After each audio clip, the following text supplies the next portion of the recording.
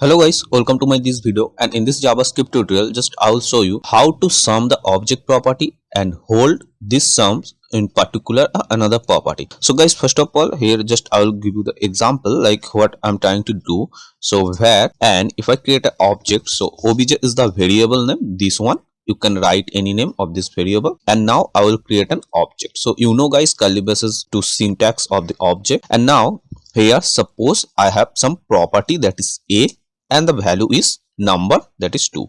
Okay, you can put any property name and any value, and the b, and that is holding 3, the value is 3. Okay, and now guys, the first of all I have to be sum the property a and b. So the if I sum that one, so the output will be, that is output is a 2 plus 3 equals to, that is 5. So the output will be 5 if I sums this object property. Okay, so now guys, the thing is this summation value I have to be stored in another object property like this.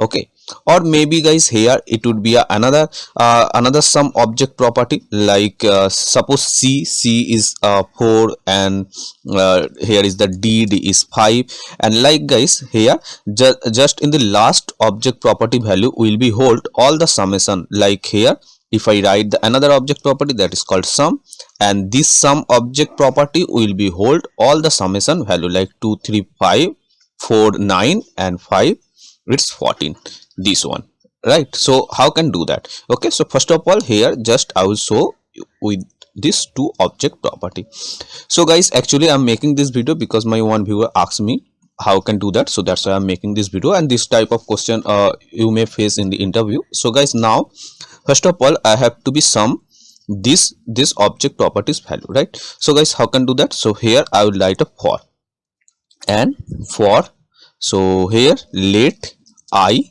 in this obj, right? So guys here this obj, this one, okay, and here let I, that means I is the variable name. So guys, this loop, if you don't have any idea, that is for in loop. So just here I'm giving a brief idea. So guys, mostly we have seen that is for loop, like we write for loop like let I equals to 0 like this. Okay, so in the for loop we also write a variable that is let I. Actually we can use any variable instead of I, but mostly we write I. Okay, so let I equals to 0 like this. So same way here in the for in loop we write let I in object. So this is for in loop, so we write in. Okay, so now the thing is why we use for in loop. So guys, in the case of object, so that time we write for in loop. So when we write for in loop, so that means all the object property will be looped. Okay, so for in loop used to get object property name. So now guys, here if I write console.log and I, so what will be printed? So that time in the I it will be printed all the object property. So the use of for in loop to get object property name. So save, and now in the console just I will open, okay, and refresh. Okay, in the console, so you can see I'm getting the object property name a and b. So for in loop used to get object property name. And now guys, here suppose here if I write like this way obj, I mean this obj and square bracket I, so that time what I will get, you can see now I'm getting the property value, right? You can see I'm getting the property value like this way. So this thing you have to be remember. If when we write for in loop, so in the I variable we get the object property name, and if I write like this way of obj square bracket I, so that time we get the property value. So now guys, I already get the property values. So now just the thing is I have to be sum this property value. So now first of all here I will write where sum equals to 0, because in this sum property value just I will store our result. Okay, so now this one I will remove, and now here I will write sum and equals to sum plus obj I like this. Okay, so now and after that, and just here if I print console.log sum, I mean this one where I have stored the sum. So now what will be the out? So refresh, so you can see I'm getting the output 5 because 2 and 3 is the 5, right? So here one thing I want to show, I have written sum because first of all sum is 0. How it's going to sum, so just I will explain. So first of all sum is 0 because you can see sum I have taken 0, right? So 0 plus obj I. So obj I means when I printed in console obj I, so that time you had seen 2, 3, all the value I am getting.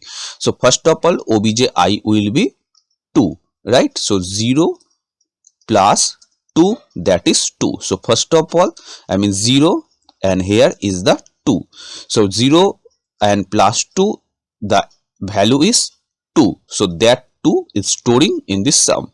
So after that 2, so 2 plus this obj, so this obj will be 3. So 2 plus 3, it's 5, then it's storing 5 again, right? Like this way it's sum. And now guys here I have written sum plus obj I. So but instead of that, for making less syntax we can write plus here. Okay, so save and refresh, you will find the same output. So now the thing is, the last object property I have to store the summation. So here after doing that, here we can write like this, we can write obj. So guys, now in this sum variable I'm getting the summation of the all the object property. And guys, suppose here is the another object property like c is the 6 or anything like d is 10. Okay, so whatever the object property will be there, so that summation I will get in this sum variable. So here if I refresh, so you can see I'm getting 21. If you sum these values, you will get 21. Okay, so now all the values, okay, I mean all the summation get I'm getting in this sum variable. So now our main thing is this sum I have to be stored in a last object property. So how can do that? So that means I have to be add another object property. Okay, so now here just I will write obj dot the property name, you can write anything, I will write the result. Okay, equals to this sum only, because in this sum variable I am getting the summation of this object property. So this sum variable I am storing in a new object property result, and this way you can create dynamic object property obj dot result. You can write here any other name, so that will be created dynamic object property. I have written result, so this one, and now I will print object. Okay, so now refresh. So here you can see a b c d, these are storing the value, and this result object property storing the summation of all this object property, right? So this way you can do that, and this is very simple. I hope you have understand, and if you find this video is helpful, so guys please subscribe and also press the notification bell icon.